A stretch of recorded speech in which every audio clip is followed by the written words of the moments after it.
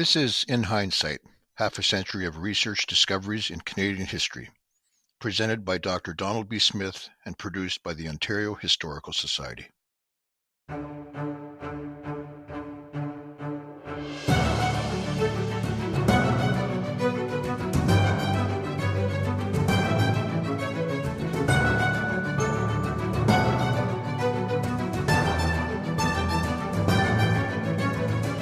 Great pleasure today to be looking at episode 17 on Duncan Campbell Scott. And he was the long-serving Deputy Minister of Indian Affairs, or Deputy Superintendent General, to use his official title, and very much associated with Canadian Indian policy in the late 19th and early 20th centuries. In fact, of all the Deputy Superintendents of Indian Affairs, he is without any doubt the most famous, and he is our subject today. Now, that's a huge topic. There's very good background literature on Duncan Campbell Scott. My particular approach, however, in this episode will be to look at an address he gave at Victoria University, in the University of Toronto, in Victoria College, in the chapel at Victoria College. And it was the evening in mid-April, 1925, evening of April 22nd. Duncan Campbell Scott, in his role as a poet, was invited to address a large Toronto audience at the Victoria Chapel and on poetry. In fact, this evening was the first full-scale reading of his poetry. The recital was held in the Methodist College's chapel, and the Methodist College was on the verge of an exciting development. It was soon to merge with the Presbyterians, most of them, and the Congregationalists. And about 2 months later, after this talk, the United Church of Canada was formed. So a big moment for the church. But that's not anything to do with Duncan Campbell Scott's address. His address was on poetry. Now, some of the setting here is important. Victoria College had been at Cobourg. We've mentioned that in a previous episode, and it had moved to the University of Toronto in the early 1890s. And the first building, magnificent building, it's still there, still standing, and it's called today Old Vic. Now, chapel's in Old Vic. So just to begin, let's walk into the building, up the stairway, past the quotation, which is over the archway, a quotation Egerton Ryerson, Victoria's first president, had chosen. He chose this as his text in a Victoria College convocation in Cobourg years before. And that quote is the promise of Christ to his disciples. That quote is over the doorway, and it reads, you can read it today, "The truth shall make you free." Now, I want to begin with some atmosphere. Nathaniel Burwash, a future president himself, heard Ryerson at that convocation. And later, after Victoria University had moved to the new campus, he had the words placed above the doorway of what's now known as Old Vic. So, association with an earlier episode, Egerton Ryerson. Now, there also was another item we should look at. It had been put up 2 years before, actually, and it was a plaque. It's right by the entrance door. "Erected to the memory of the students of this college who gave their lives in the Great War, 1914 to 1918. And it's right as you enter on the side to the right. And number 3, Fred Albright. Subject of a previous episode. Now, a little bit of atmosphere before we enter the chapel. What was Toronto like then? Well, Toronto was small by today's standards. It had about 500,000 people. Most of the inhabitants were of British background. The multicultural element was there, but not really pronounced. As regards North American Indians, or First Nations, there were hardly any in the city at that time. So I doubt if there's any in the audience. Who knows? In 1921, the census stated that there were, in a city of 500,000, 183 people with North American Indian, quote, racial background in the city. It seems it's tiny minority, and that 183 had grown to 284 by the 1931 census. So in short, there was an insignificant Indigenous population, at least self-declared Indigenous population in Toronto at this time. A little more atmosphere, then we'll get into the topic. Cars, they were the big story. Cars were coming in strongly. There were still horses, however. And Toronto still, in April 1925, it did not yet have its first traffic light. That only came in August at the intersection of Bloor and Yonge. A little bit more atmosphere. What about women? Well, women had made great advances. The provincial franchise had come in 1919, the federal vote in 1921, and also in 1921, women could run for office. Well, the temper of the new era was announced by Agnes MacPhail. She was the first woman elected. She was from a farm in Grey County, Ontario, and very determined in her fight for women's rights. She was elected first female MP in Ottawa. That's the same in 1921. So all this is happening. This is the background. Agnes MacPhail, her famous quote was, when asked, "A woman's place, where was that?" Agnes MacPhail replied, "Any place she wants it." So there's a bit of atmosphere. Now we're going to come to the moment. Now, Duncan Campbell Scott, this was nothing new to him, this Methodist college, this Methodist atmosphere, not at all. He had come from a Methodist family. His father was a Methodist preacher, had been a missionary actually in the 1840s and 50s. He'd serviced a number of communities, First Nations communities in southwestern Ontario. Then he'd gone into non-Indigenous he served non-Indigenous congregations in Ottawa particularly, also though in eastern townships in Quebec. And so young Duncan grew up in small towns where his dad had his churches, and mainly then in the Ottawa Valley and in eastern townships. He went to a college, naturally a Methodist college, and wanted to become a doctor, but no doc of that. The family just didn't have the cash.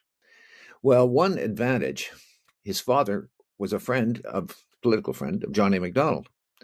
And upon leaving the Methodist college, Stansted College in Eastern Townships, the 17-year-old Duncan Campbell Scott obtained an interview for a federal job through the contact of John A. The Prime Minister acted upon a letter from the Conservative MP in this area in the Eastern Townships in Quebec.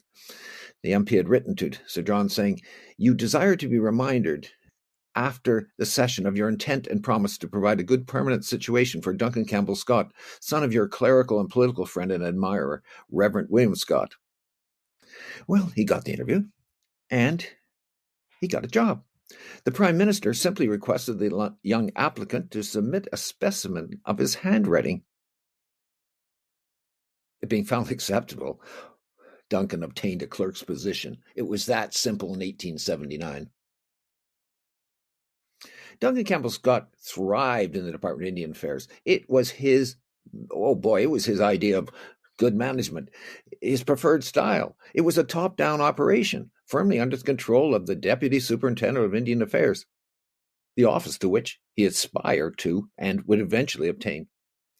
About late 1880s, we're talking about maybe about 500 people for the whole entire country.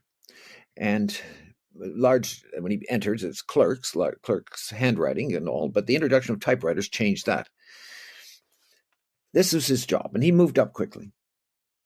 Oh, I should point out his mother. His mother was of Scottish background, and actually her parents had spoken Gaelic. Duncan Campbell Scott's father, his first wife had died, and the second, Duncan is the issue of he's a child of the second marriage. And she was very supportive, but we don't know much about his childhood. I can't develop that more. Well, let's move along now, more towards this evening that we're so interested in.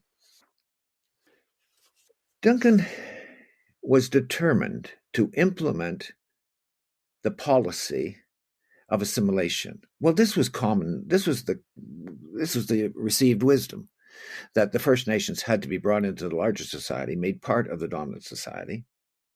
And Duncan Campbell Scott, faithful employee, did his best to implement that. And of course, at first he's very insignificant, but then he's moving up the ladder because he's competent, he's intelligent, he's efficient, he's an excellent accountant.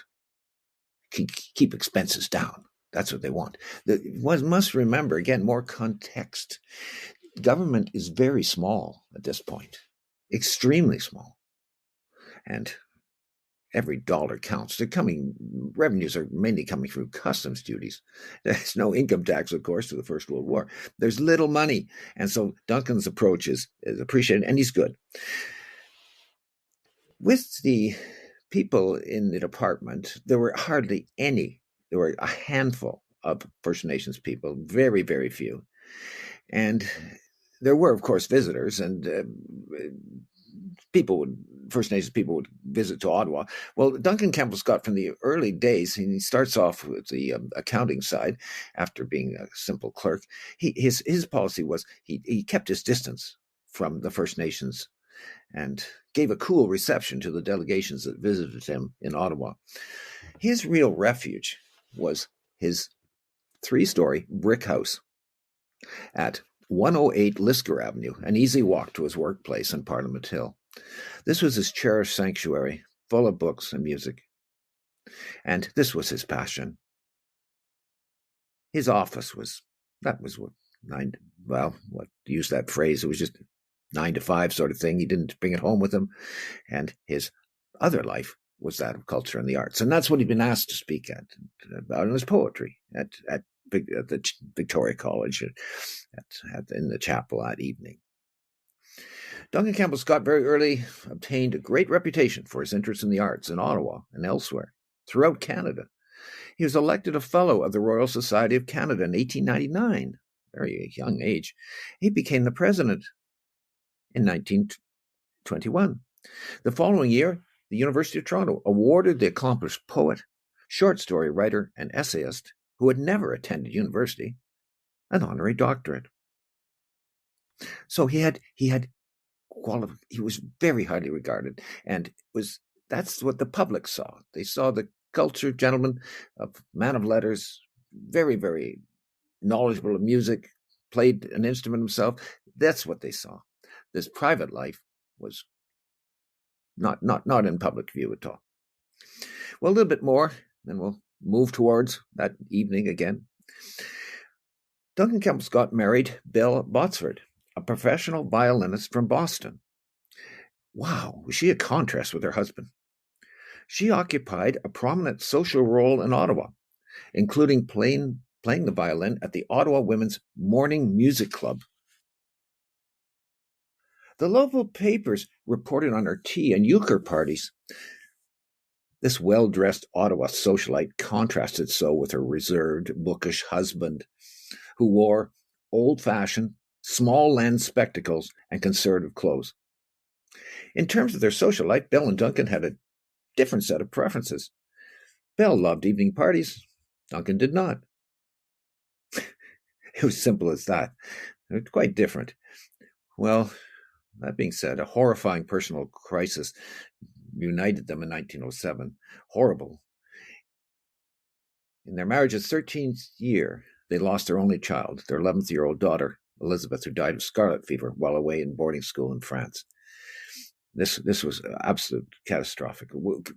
Duncan is moving up in the department, but this personal tragedy it never left him. And in the inner man, which very hard to get into him. He's very, well, it's a hard task to probe into his inner thoughts, but this definitely was an understandably a horrible, horrible development.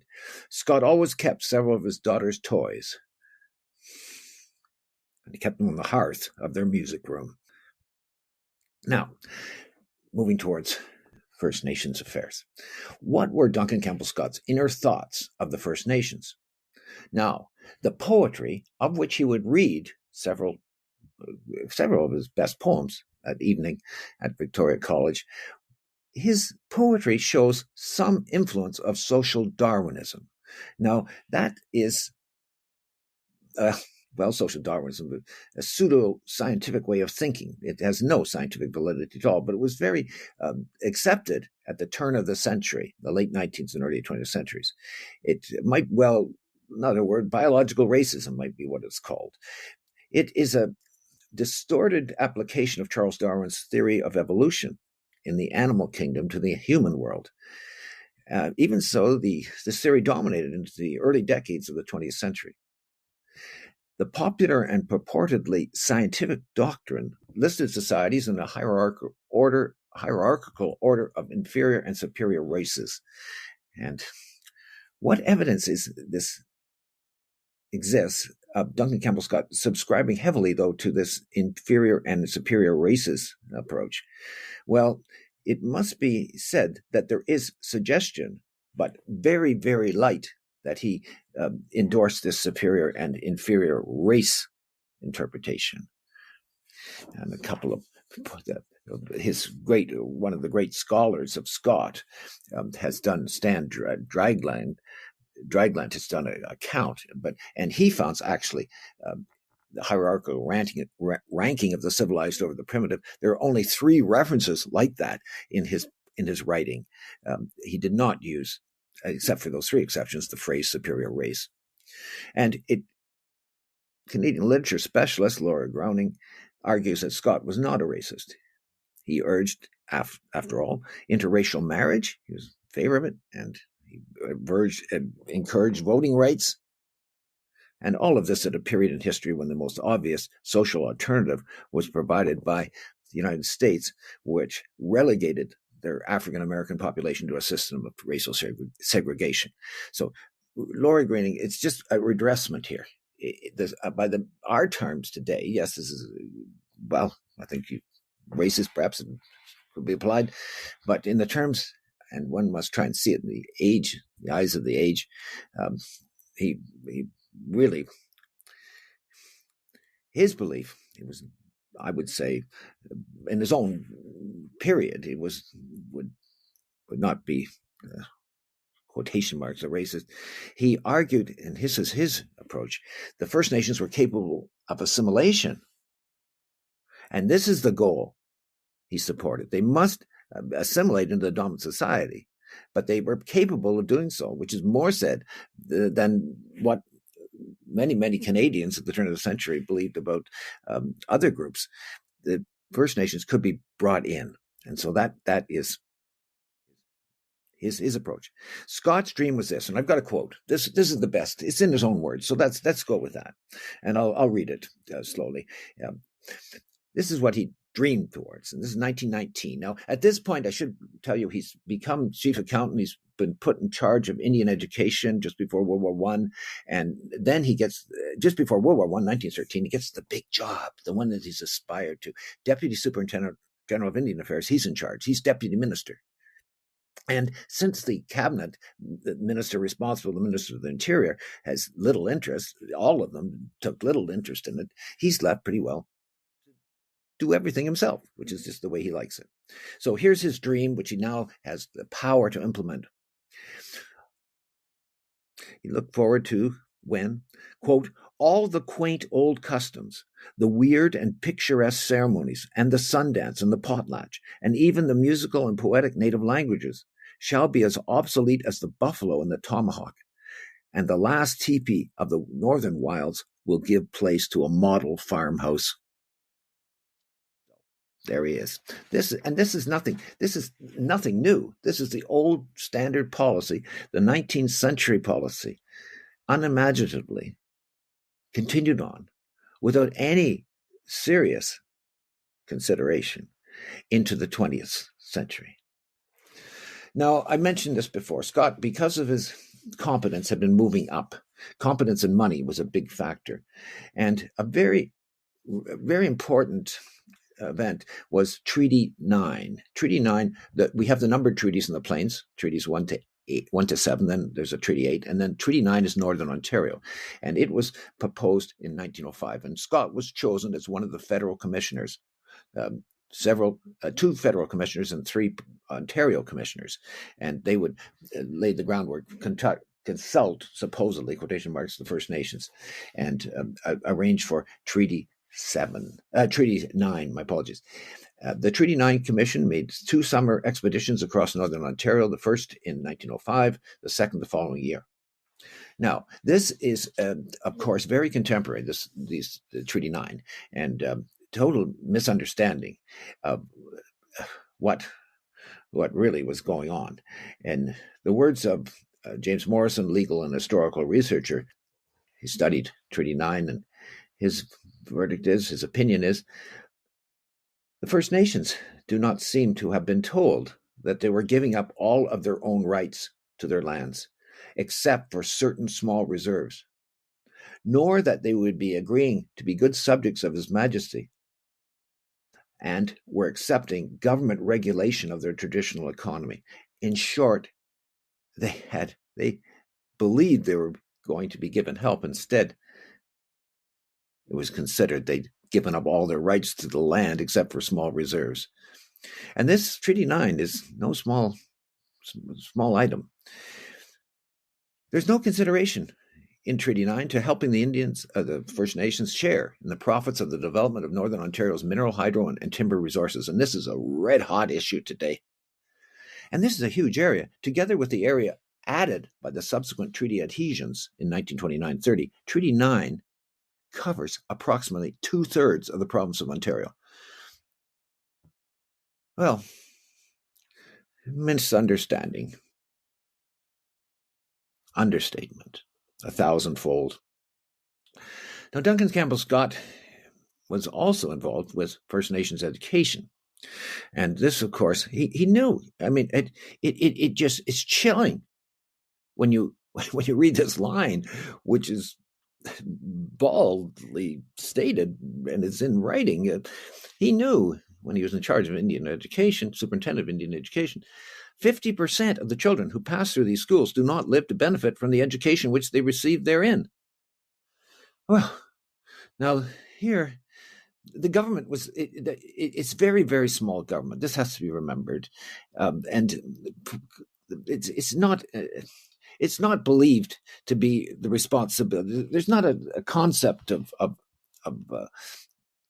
the welfare system that we have enjoyed beginning from really in full scale from the 40s on. It's a different era. You're on your own. And this is the era in which Scott is running education with a small budget. Anyways, to his credit, there is an advocate, Dr. Peter Bryce, medical inspector to the Department of the Interior, with added Department of Indian Affairs responsibilities, who refuses to accept Scott's passive response to this crisis. He sought to reform the residential school system from within. Remember now, he's part of his age, though. He is favoring residential schooling, but it's sinful. That's the way Bryce would put it. It's horrible, the lack of attention that's been given to the health in these schools. And so, but that doesn't go anywhere. Scott, with his bureaucratic approach, reigns supreme. And we know from the TRC, Truth and Reconciliation Commission, the horrible situations that gets progressively worse. Well, Scott brought an enthusiasm to his job, which really, in retrospect, I mean, this is the wrong train, assimilation. But again, I'm trying to be fair to the age. This was not the opinion of the age. Assimilation was regarded by almost all non-Indigenous Canadians, with a couple of exceptions, no doubt, Bryce. But even Bryce is a bit somewhat of assimilationist. But the majority of the population, what my point is, this was regarded as a good thing. Scott goes way beyond that, though. He's so enthusiastic and determined to do something. He brings forward in 1920 the forced enfranchisement of selected status Indians. That is the Department of Indian Affairs it's a little bit more complex, but basically the Department of Indian Affairs can identify who should be enfranchised because they speak English or French and they're competent with money and all, and then removed. Their Indian status is removed. They cease to be legal Indians. They become part of the larger society. This is unilaterally opposed. This is, that one was so strongly responded to. The federal government did not implement it. But the tightening of the vice of Canadian Indian policy still continued. That didn't go through at this point in 1920. But authoritarian measures, other ones, marked Scott's last years as Deputy Superintendent of Indian Affairs.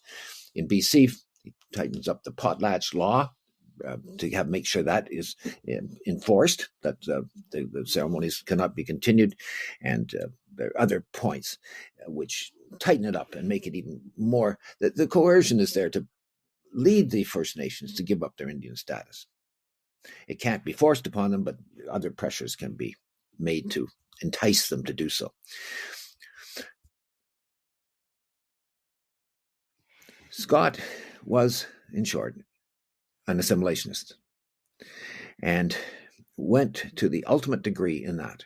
Duncan, an important federal anthropologist, worked for the federal government. Duncan, very renowned anthropologist. He too was an assimilationist, but had no use for Scott's draconian harshness. When Duncan, just a final example, then we'll get back to that meeting, which I promised you at the beginning.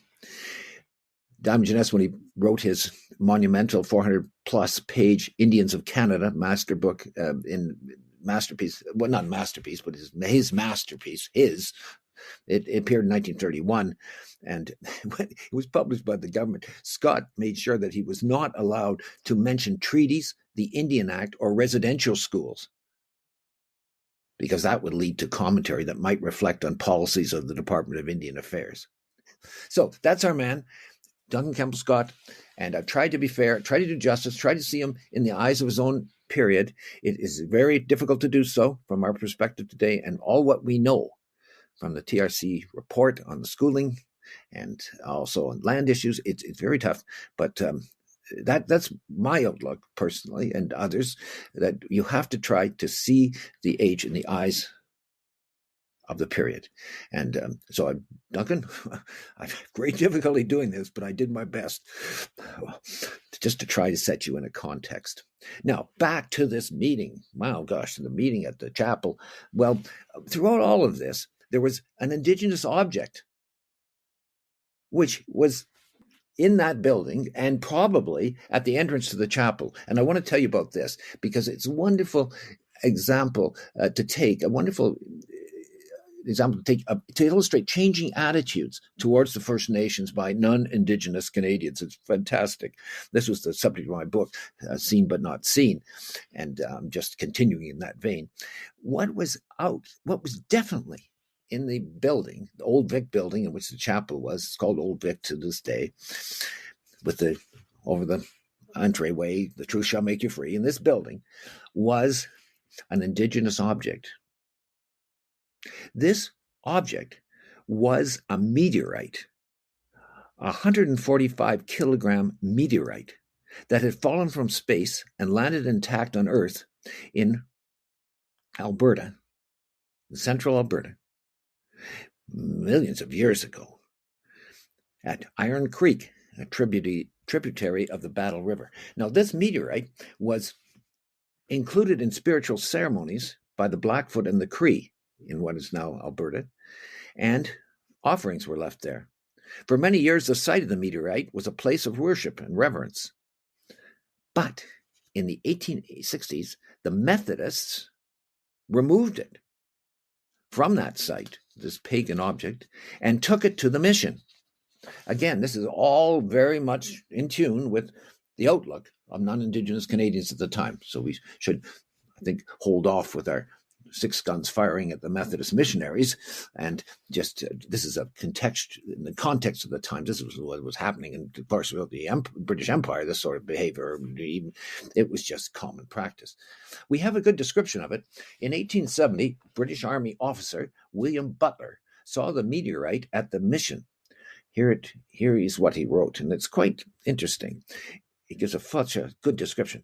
In the farmyard of the mission house, there lay a curious block of metal of immense weight. It was rugged, deeply indented, and polished on its outer edges of the indentations by the wear and friction of many years. Its history was a curious one.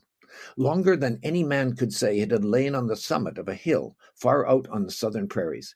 It had been a medicine stone of surpassing virtue among the Indians of our vast territory. No tribe or portion of a tribe would pass in the vicinity without paying a visit to this medicine. That's from Butler's celebrated account, published in 1872, The Great Lone Land.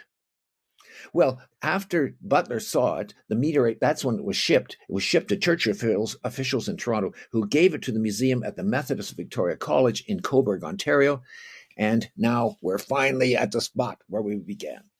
After the construction in the early 1890s of Victoria's new campus at the University of Toronto, the meteorite was moved.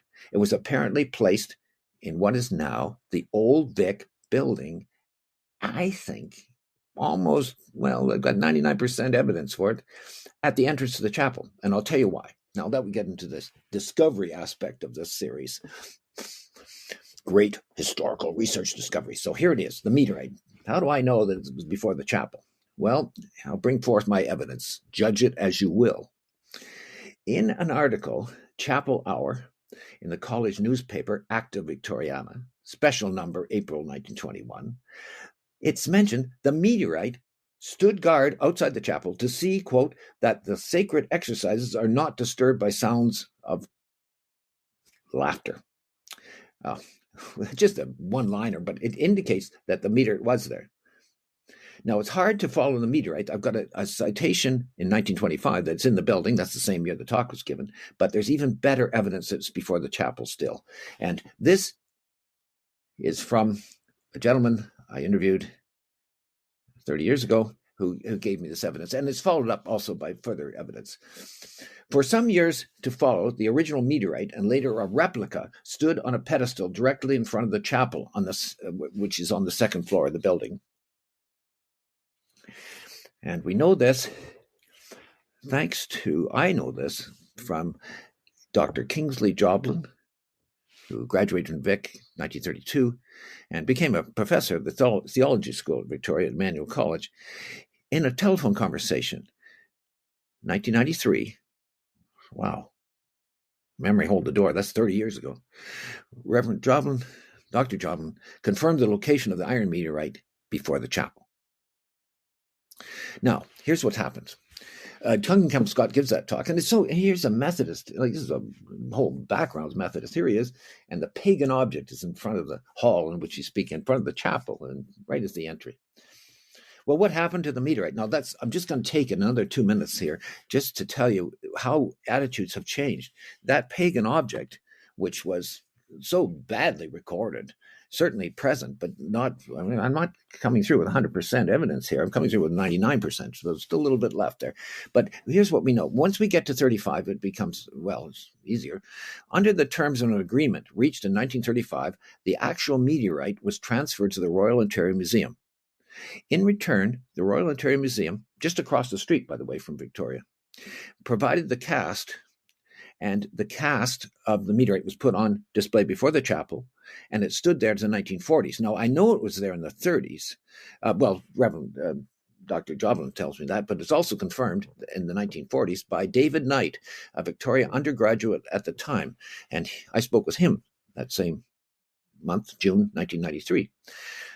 And further research indicates, yes, the original stone, now it had been transferred to the Royal Ontario Museum. It stayed there to 1972, when at the request of the Alberta government, it was placed on long-term loan with the Royal Alberta Museum in Edmonton.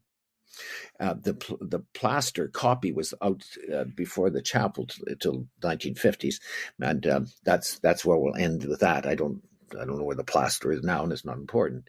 But the important detail is the meteorite. It has now been taken back, sent back to Alberta. And this is the new story. This is the big story. This is the front page story. Recent developments. On National Day for Truth and Reconciliation, September 30th, last year, 2022, Alberta Premier Jason Kenney announced at the Royal Ontario Museum that through a joint stewardship agreement, the Alberta government will cede ownership of the stone to the First Nations peoples and will return it to its historic location. The Alberta government has committed to building a prayer centre and an interpretive centre near Hardisty, Alberta, so visitors can learn about the stone and what it represents. Isn't that incredible? Full circle. So, Duncan Campbell Scott, interesting story, well told by others. And to that, my contribution is my particular interest in the location of the meteorite from its transfer from Victoria Mission, that was the name of the Methodist mission, to Cobourg, Ontario, and subsequently to the University of Toronto campus, to the old Vic building, and of course, what an exciting story, the return of that meteorite to Alberta, and it will be all be in control of the First Nations themselves. So a complete reversal and a new age, and let's hope that that new age will continue. Thank you.